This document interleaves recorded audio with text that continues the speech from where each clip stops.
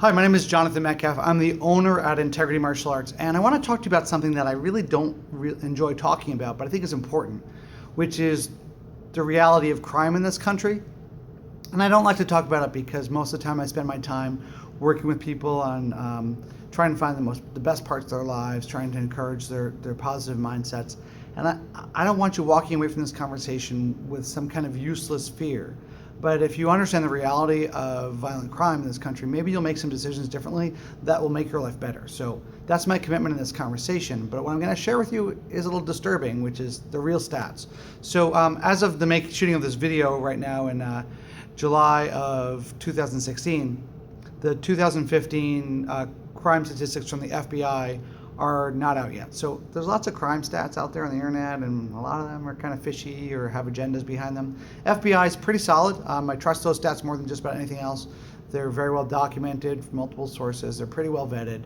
They're not perfect, but I think if anything, they're underreported because not every crime that happens certainly gets reported to the FBI by a long shot. So let's go back to the last complete set of stats from Uniform Crime Reports from the FBI. You can look these up. They're available publicly online. In 2014, there were 1,165,383 violent crimes in the United States.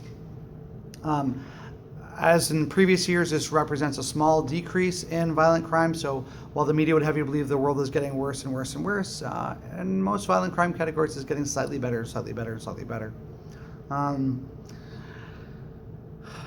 And when you look specifically at the sexual assault or rape, forcible rape, I don't know why I hate that term, forcible rape, like what other kinds of rape are there? But categories, it follows the same trend, but still. So when you look at the numbers, they're pretty small percentage chance of you being assaulted, like 0.03 or something like that.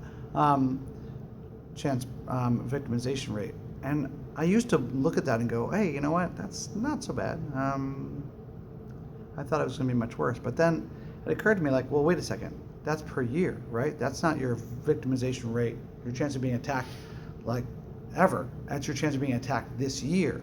And so I multiplied that for women. The average lifespan right now is 81 years. And then it comes out to be about 30%. So you hear the statistic, like 1 in 3 women will be, sexually assaulted over the course of their lifetime. And I think, well, where does that number come from? I always doubt that kind of information. Well, here it is from the FBI statistics. Multiply that by the average lifespan according to the medical stats, and all of a sudden now you're at 30%, and that's of what gets reported to the FBI. So it really starts to give some credibility to that 1 in 3 number. So in my next video, I'll talk a little bit more about, like, what does this mean and what do we need to be thinking about, given that there's a 1 in 3 chance that you or your daughter or your sister or your girlfriend or your neighbor will be the victim of some kind of severe violence.